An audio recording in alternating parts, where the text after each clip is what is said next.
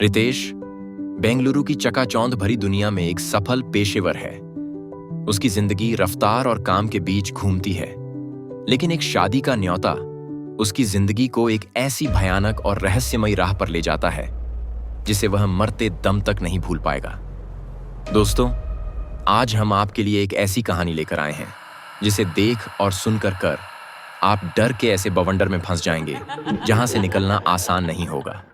तो दोस्तों, कहानी शुरू करने से पहले आप लोगों से निवेदन है कि आप हमारे इस चैनल को सब्सक्राइब करें और कहानी को अंत तक जरूर देखें। तो चलिए अब बिना देर किए हुए कहानी को शुरू करते हैं। रितेश को अपने बचपन के दोस्त सौरभ की शादी का कार्ड मिलता है। लाल रंग के कार्ड के साथ एक छोटी सी पर्ची भी थी जिसमें लिखा था, रितेश, तुम्हारा आना बहुत जरूरी है, किसी भी हाल में आना। पर्ची पढ़कर रितेश को कुछ अटपटा सा लगा। सौरभ ऐसा क्यों लिखेगा? लेकिन दोस्ती की खातिर वह शादी में जाने का फैसला करता है। शादी त्रिपुर नाम के एक गांव में थी जो बेंगलुरु से करीब 7 से 8 घंटे की दूरी पर था। शुक्रवार को ऑफिस का काम निपटाकर रितेश दोपहर 3 बजे अपनी कार में निकल पड़ता है। रास्ता खूबसूरत था, हरे भरे खेत, दूर तक फैली पहाड़ियां। लेकिन जैसे जैसे सूरज ढलने लगा, मौसम बदलने लगा। आसमान में काले बादल छा गए, ठंडी हवाएं चलने लगीं और बिजली कड़कने लगी। रितेश ने रेडियो ऑन किया, पर सिग्नल बार बार कट रहा था। शाम 6 बजे के आसपास रास्ता एक घने जंगल में से गुजरने लगा। तभी मूसलाधार बारिश शुरू हो गई। कार के वाइपर तेजी से चल रहे थे, लेकिन विजिबिलिटी लगभग 0 थी। रितेश ने स्पीड कम की और सावधानी से गाड़ी चलाने लगा। अचानक कार एक झटके के साथ रुक गई। इंजन बंद। रितेश ने कई बार स्टार्ट करने की कोशिश की, लेकिन कुछ नहीं हुआ। बारिश की आवाज के अलावा चारों तरफ सन्नाटा था। उसने आसपास देखा, दूर दूर तक कोई नहीं। फोन निकाला, पर सिग्नल गायब। तभी जंगल के किनारे एक पुरानी सी झोपड़ी दिखी। उसमें हल्की सी रोशनी टिमटिमा रही थी। बारिश में भीगते हुए रितेश ने हिम्मत जुटाई और झोपड़ी की ओर बढ़ा। दरवाजा खटखटाते ही एक बूढ़ा आदमी बाहर आया। उसका चेहरा झुर्रियों से भरा था और आंखों में एक अजीब सी चमक थी।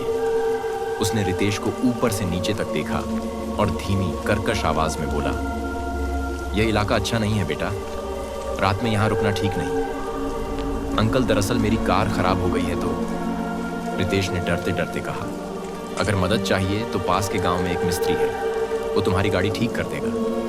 बूढ़े आदमी ने कहा। बूढ़े ने अंदर से एक युवक को बुलाया जिसका नाम था रघु। रघु पतला दुबला चुपचाप सा लड़का था। उसने रितेश को अपने साथ चलने को कहा। बारिश अब धीमी पड़ रही थी और दोनों मिस्त्री के घर की ओर चल पड़े। रास्ते में गांव के कुछ घर दिखे, लेकिन हर घर सुनसान और वीरान था। खिड़कियों में अंधेरा, दरवाजे बंद। रितेश को कुछ अजीब सा लग रहा था। रघु चुपचाप चल रहा था, लेकिन अचानक उसने पूछा, साहब, आपको यहां रात में नहीं आना चाहिए था। रितेश ने चौंक कर पूछा, क्यों, क्या बात है? रघु ने सिर्फ एक रहस्यमयी मुस्कान दी और चुप हो गया। रितेश का दिल जोर जोर से धड़कने लगा। कुछ देर बाद वे मिस्त्री के घर पहुंचे।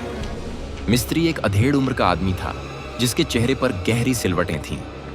उसने रितेश को अजीब नजरों से देखा और कहा, ठीक है, सामान ले आता हूं, चलो गाड़ी देखते हैं। मिस्त्री अपना बैग उठाकर निकला और तीनों कार की ओर चल पड़े।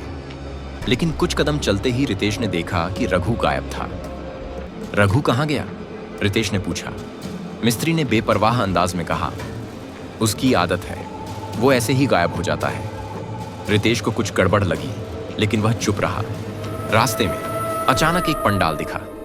रंग बिरंगी लाइटें, हल्की हल्की धुन और कुछ लोग इकट्ठा थे। मिस्त्री ने कहा, जरा 2 मिनट यहां रुक लो, फिर तुम्हारी गाड़ी देखता हूं। रितेश ने पंडाल की ओर देखा। शादी चल रही थी, लेकिन कुछ अजीब था। लोग चुपचाप खड़े थे, न कोई हंसी न बातचीत। दूल्हा दुल्हन मंडप में बैठे थे, लेकिन उनके चेहरे बिना किसी भाव के थे। एक अजीब सी धुन बज रही थी जो सुनने में भारी और डरावनी लग रही थी। रितेश की नजर अचानक एक आदमी के पैरों पर पड़ी। उसने देखा, पैर उल्टे थे, एड़ी आगे, अंगूठे पीछे। उसका दिल जोर से धड़का। उसने बाकी लोगों के पैर देखे, सबके पैर उल्टे थे, यहां तक कि मिस्त्री के भी। रितेश के मुंह से चीख निकलने वाली थी, तभी वही बूढ़ा आदमी वहां आ गया। उसने रितेश के कंधे पर हाथ रखा और धीमी ठंडी आवाज में बोला, क्यों बेटा, उल्टे पैर देखकर डर गए? देखो, मेरे भी उल्टे हैं और रघु के भी। रितेश ने पीछे मुड़कर देखा। रघु वहां खड़ा था और अब उसके पैर भी उल्टे थे। उसकी आंखें लाल थीं और चेहरे पर एक डरावनी हंसी। रितेश की सांसें रुकने लगी। वह जान बचाकर भागा। बारिश फिर से तेज हो गई थी। रास्ता फिसलन भरा था। वह दौड़ता रहा, गिरता रहा, फिर संभलता रहा। पंडाल की धुन अब भी कानों में गूंज रही थी। पीछे से उसे कदमों की आवाज सुनाई दी, जैसे कोई उसका पीछा कर रहा हो। किसी तरह वह हाईवे तक पहुंचा। दूर से एक बाइक की हेडलाइट दिखी।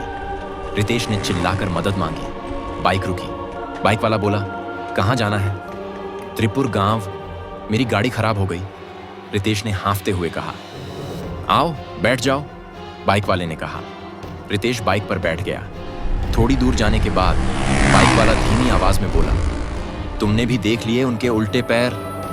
रितेश का खून जम गया। उसने बाइक वाले की ओर देखा।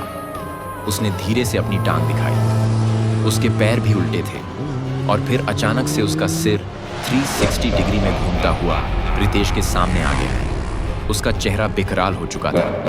वह भयंकर हंसी हंस रहा था। रितेश ने चीख मारकर चलती बाइक से छलांग लगाई। वह जमीन पर जोर से गिरा और उठकर भागने की कोशिश की, लेकिन उठ नहीं पा रहा था।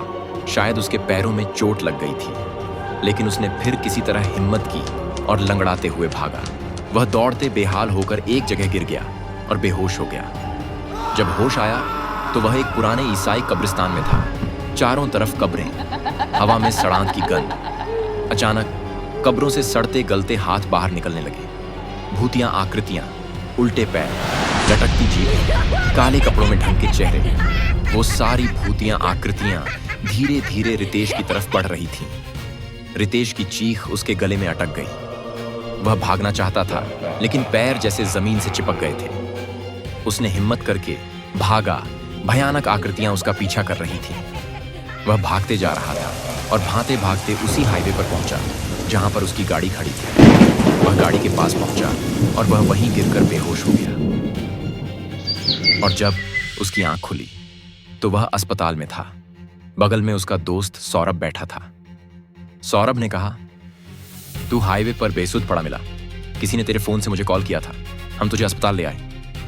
रितेश ने कांपते हुए कहा, वो गांव, वो लोग, वो शादी, उल्टे पैर। सौरभ गंभीर हो गया। उसने धीरे से कहा, रितेश, वह कई साल पहले एक ईसाइयों का गांव हुआ करता था। फिर एक रात बहुत बड़ा भूचाल आया और पूरा गांव जमीन में समा गया था। वहां अब कोई नहीं रहता, लेकिन लोग कहते हैं जो वहां रात में चला जाता है वो कभी वापस नहीं आता। तुम्हारी किस्मत अच्छी थी कि तुम बच गए। उस रात के बाद रितेश ने कभी रात में अकेले सफर नहीं किया। आज भी वह रात को सपने में उल्टे पैरों वाली आकृतियां देखकर चौंक पड़ता है और हर बार वही बात दोहराता है, उनके पैर उल्टे थे। दोस्तों, कहानी कैसी लगी प्लीज कमेंट करके जरूर बताना और चैनल को सब्सक्राइब करना बिल्कुल मत भूलना। आपके सहयोग से हमें अच्छी कहानी लेकर आने में बहुत सहयोग मिलेगा।